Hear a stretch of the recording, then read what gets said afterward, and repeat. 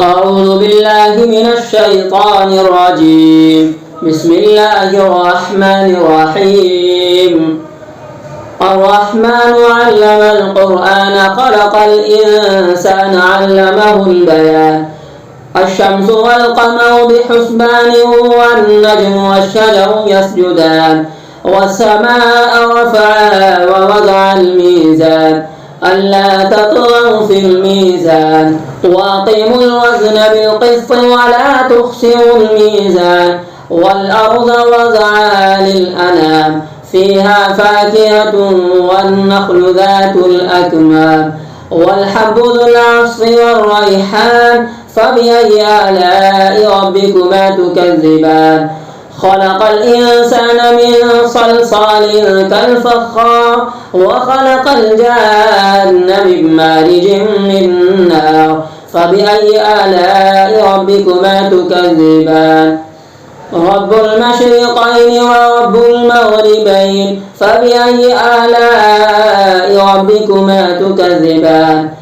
مرج البحرين يلتقيان بينهما برزخ لا يبغيان فبأي آلاء ربكما تكذبان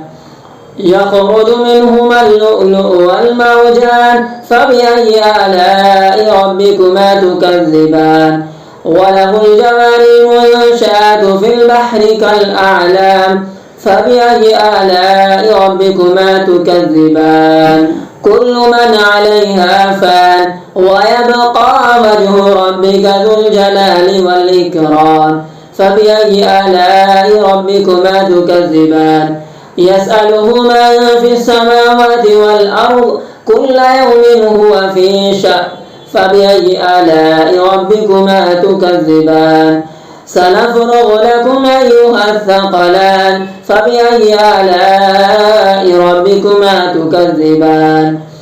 يا معشر الجن والإنس إن استطعتم أن تنفذوا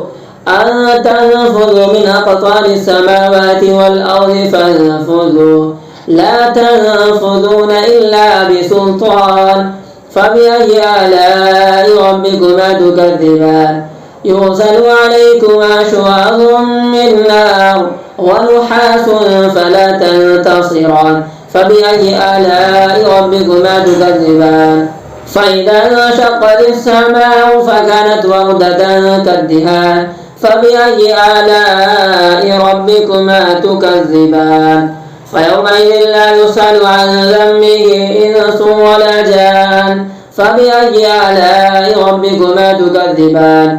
يعرف المجرمون بسيماهم فيؤخذ بالنواصي والأقدام فبأي آلاء ربكما تكذبان هذه جهنم التي يكذب بها المجرمون يطوفون بينها وبين حميم آن فبأي آلاء ربكما تكذبان ولمن خاف مقام ربه جنتان فبأي آلاء ربكما تكذبان ذواتا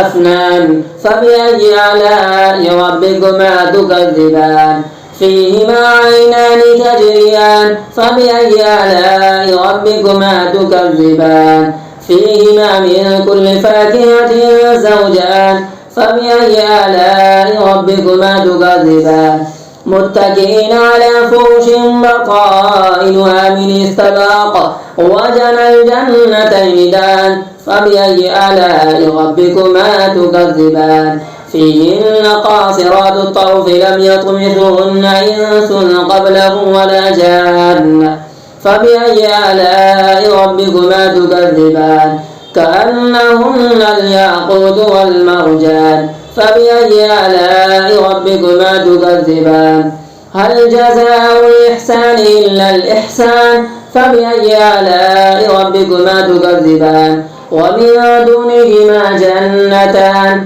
فبأي آلاء ربكما تكذبان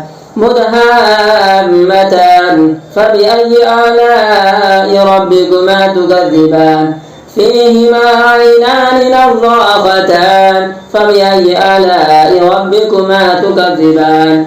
فيهما فاكهة ونخل ورمان فبأي آلاء ربكما تكذبان فيهن خيرات حسان فبأي آلاء ربكما تكذبان حور مقصورات في الخيام فبأي آلاء ربكما تكذبان لم يطمثهن إنس قبلهم ولا جان فبأي آلاء ربكما تكذبان متكئين على رفرف خضر وعبقري حسان فبأي آلاء ربكما تكذبان تبارك اسم ربك ذي الجلال والإكرام.